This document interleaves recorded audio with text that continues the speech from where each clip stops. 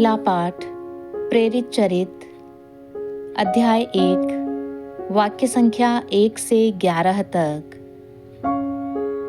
थेओफिलुस, मैंने अपनी पहली पुस्तक में उन सब बातों का वर्णन किया जिन्हें ईसा उस दिन तक करते और सिखाते रहे जिस दिन वह स्वर्ग में आरोहित कर लिए गए। उससे पहले ईसा ने अपने प्रेरितों को, जिन्हें उन्होंने स्वयं चुना था, पवित्र आत्मा द्वारा अपना कार्य सौंप दिया।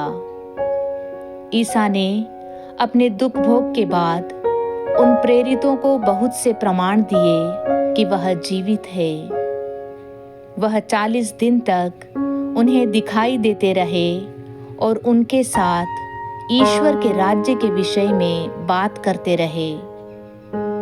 ईसा ने प्रेरितों के साथ भोजन करते समय उन्हें आदेश दिया कि वे यरूशलेम नहीं छोड़ें, बल्कि पिता ने जो प्रतिज्ञा की उसकी प्रतीक्षा करते रहें। उन्होंने कहा, मैंने तुम लोगों को उस प्रतिज्ञा के विषय में बता दिया है। योहन जल का बपतिस्मा देता था, परंतु थोड़े ही दिनों बाद तुम लोगों को पवित्र आत्मा का बपतिस्मा दिया जाएगा। जब वे ईसा के साथ एकत्र थे तो उन्होंने यह प्रश्न किया, प्रभु, क्या आप इस समय इज़राइल का राज्य पुनः स्थापित करेंगे? ईसा ने उत्तर दिया, पिता ने जो काल और मुहूर्त अपने निजी अधिकार से निश्चित किए हैं, तुम लोगों को उन्हें जानने का अधिकार नहीं है, किंतु पवित्र आत्मा तुम लोगों पर उतरेगा और तुम्हें सामर्थ्य प्रदान करेगा, और तुम लोग यरूशलेम, सारी यहूदिया और समारिया में तथा पृथ्वी के अंतिम छोर तक मेरे साक्षी होंगे। इतना कहने के बाद ईसा उनके देखते देखते आरोहित कर लिए गए, और एक बादल ने उन्हें शिष्यों की आंखों से ओझल कर दिया।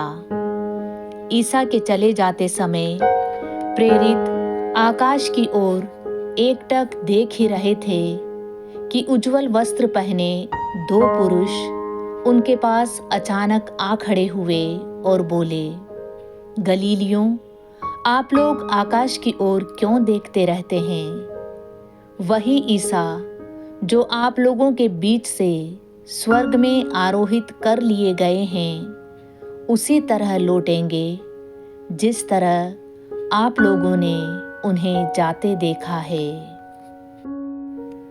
दूसरा पाठ एफेसियों के नाम संत पौलुस का पत्र अध्याय 1 वाक्य संख्या 17 से 23 तक। महिमामय पिता, हमारे प्रभु ईसा मसीह का ईश्वर आप लोगों को प्रज्ञा तथा आध्यात्मिक दृष्टि प्रदान करे, जिससे आप उसे सचमुच जान जाएं। वह आप लोगों के मन की आँखों को ज्योति प्रदान करे, जिससे आप यह देख सकें कि उसके द्वारा बुलाए जाने के कारण आप लोगों की आशा कितनी महान है, और संतों के साथ आप लोगों को जो विरासत मिली है वह कितनी वैभवपूर्ण और महिमामय है, और हम विश्वासियों के कल्याण के लिए सक्रिय रहने वाले ईश्वर का सामर्थ्य कितना अपार है। ईश्वर ने मसीह में वही सामर्थ्य प्रदर्शित किया जब उसने मृतकों में से उन्हें पुनर्जीवित किया और स्वर्ग में अपने दाहिने बैठाया। स्वर्ग में कितने ही प्राणी क्यों ना हो और उनका नाम कितना ही महान क्यों ना हो, उन सब के ऊपर ईश्वर ने इस युग के लिए और आने वाले युग के लिए मसीह को स्थान दिया। उसने वह सब कुछ मसीह के पैरों तले डाल दिया और उनको सब कुछ पर अधिकार देकर कलीसिया का शीर्ष नियुक्त किया। कलीसिया मसीह का शरीर और उनकी परिपूर्णता है। मसीह सब कुछ सब तरह से पूर्णता तक पहुंचाते हैं। आज का सुसमाचार संत मत्ती अध्याय 28 वाक्य संख्या 16 से 20 तक।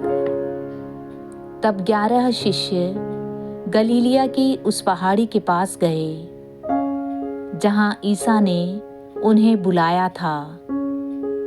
उन्होंने ईसा को देखकर दंडवत किया, किंतु किसी किसी को संदेह भी हुआ। तब ईसा ने उनके पास आकर कहा, मुझे स्वर्ग में और पृथ्वी पर पूरा अधिकार मिला है। इसलिए तुम लोग जाकर सब राष्ट्रों को शिष्य बनाओ और उन्हें पिता, पुत्र और पवित्र आत्मा के नाम पर बपतिस्मा दो।